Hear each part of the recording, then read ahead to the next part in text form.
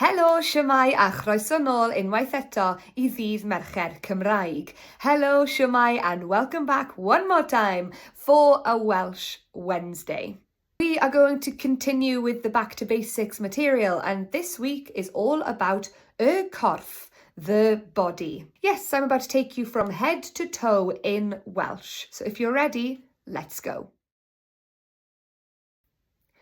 Pen, head. Ysgwyddau, shoulders. Breichiau, arms. Coesau, legs. Traed, feet.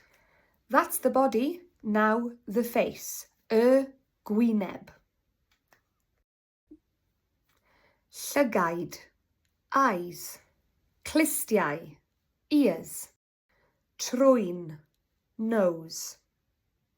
Ceg, mouth. Here they are one more time for you. Dyma nhw unwaith eto I chi. Pen, head. Ysgwyddau, shoulders. Breichiau, arms. Coesau, legs. Traed, feet.